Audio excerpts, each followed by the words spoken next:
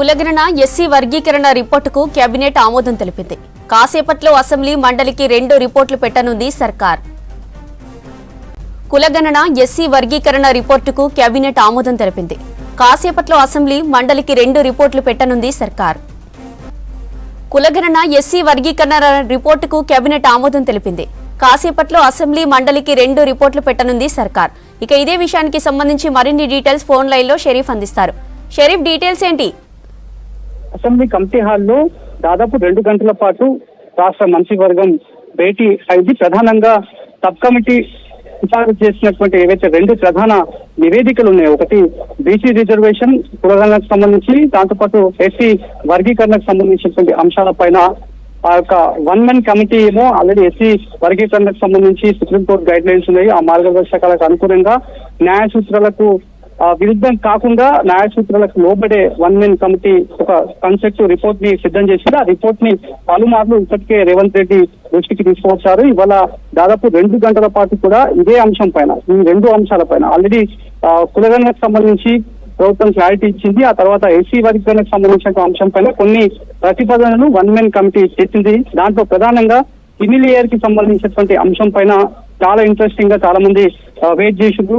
ఎలాంటి నిర్ణయం కేబినెట్ చెప్పబోతుందనేటువంటి చర్చ జరిగింది. కానీ 1 మెన్ కమిటీ సిఫార్సు చేసింది, సూచన చేసింది, క్రిమిలేయర్ ని వర్తింపజేయాలి, బీసీలకు ఎట్లయితే క్రిమిలేయర్ సంబంధించినటువంటి అంశం ఉందో దాన్ని వర్తింపజేయాలని చెప్పి కేబినెట్ ని సూచించింది. కానీ ఆ ఒక్క అంశాన్ని తిరస్కరిస్తూ మిగిలిన అన్ని అంశాలను కన్సిడర్ చేసినటువంటి కేబినెట్ ఆమోదం తెలిపింది. దీంతో 2 నివేదికలకు ఆమోదం తెలిపినటువంటి సిచ్యువేషన్ ప్రస్తుతం మనకు కనిపిస్తోంది.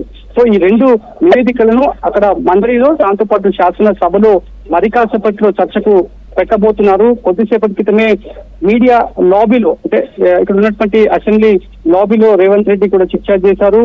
ఈ రోజు దేశం చరిత్రలో నిలిచిపోతుంది, ఈ నిర్ణయంతో ప్రధాని పైన ఒత్తిడి ఖచ్చితంగా పెరగనుంది అనేటువంటి అంశాన్ని చెప్పారు.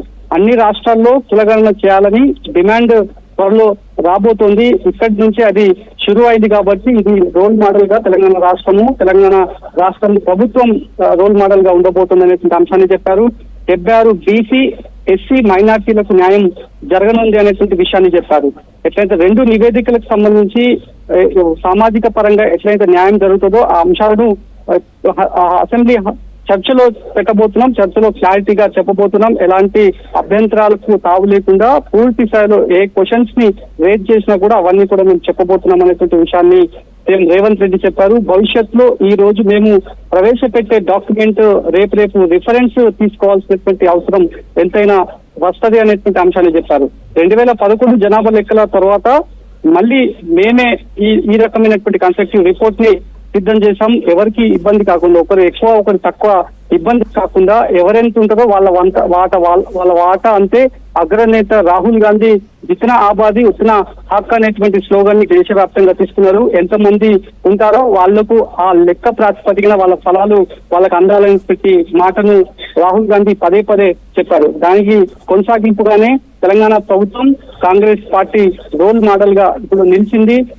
చెప్పిన మాట ప్రకారం చేసి తీర్ణం అనేటువంటి అంశాన్ని అయితే చెప్పారు.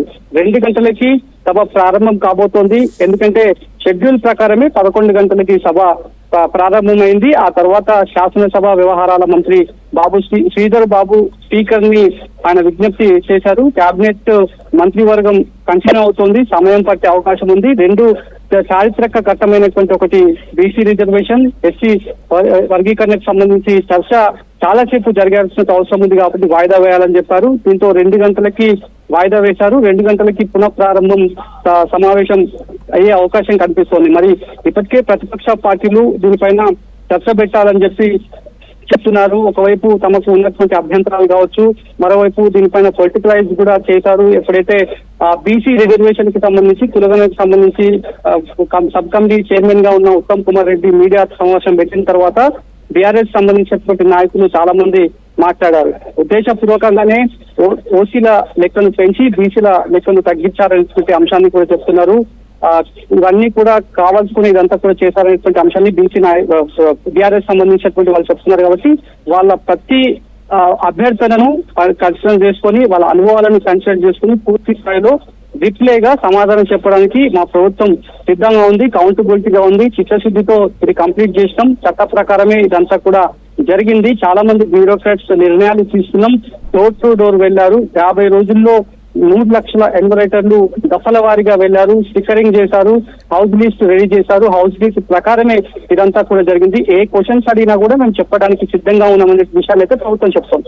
కులగణన ఎస్సీ వర్గీకరణ రిపోర్టుకు కేబినెట్ ఆమోదం తెలిపింది. కాసేపట్లో అసెంబ్లీ మండలికి 2 రిపోర్టులు పెట్టనుంది సర్కార్. ఇక మరోవైపు ఎస్సీల్లో క్రిమీ లేయర్ పెట్టాలని వన్ మెన్ కమిషన్ సూచనను కేబినెట్ తిరస్కరించింది. తెలంగాణలో కులగణన చేసి చరిత్ర సృష్టించామన్నారు ముఖ్యమంత్రి. ఈ రోజు దేశంలోనే తెలంగాణ నిలిచిపోతుందన్నారు సీఎం. ఇక దేశవ్యాప్తంగా కులగణన చేయాలని ప్రధానిపై ఒత్తిడి పెరుగుతుందన్నారు CM Revanth Reddy. 76% BC, SC, ST, మైనారిటీలకు న్యాయం జరుగుతుందన్నారు. భవిష్యత్ లెక్కలకు ఈ రిపోర్ట్లే రిఫరెన్స్ కానున్నాయని తెలిపారు. 2011 జనాభా లెక్కల తర్వాత మళ్లీ మేమే సర్వే చేశామన్నారు ముఖ్యమంత్రి రేవంత్ రెడ్డి. 2014 లెక్కలు ఎక్కడున్నాయో చేసిన వాళ్లే చెప్పాలన్నారు సీఎం.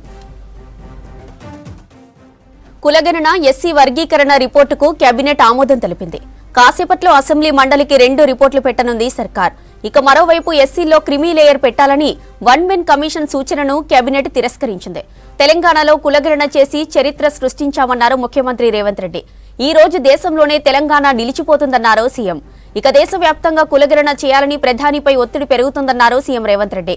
76% బీసీ, ఎస్సీ, ఎస్టీ, మైనారిటీలకు న్యాయం జరుగుతుందన్నారు. భవిష్యత్తు లెక్కలకు ఈ రిపోర్టులే రిఫరెన్స్ కానున్నాయని తెలిపారు. 2011 జనాభా లెక్కల తర్వాత మళ్లీ మేమే సర్వే చేశామన్నారు ముఖ్యమంత్రి. ఇక 2014 లెక్కలు ఎక్కడున్నాయో చేసిన వాళ్లే చెప్పాలన్నారు సీఎం రేవంత్ రెడ్డి.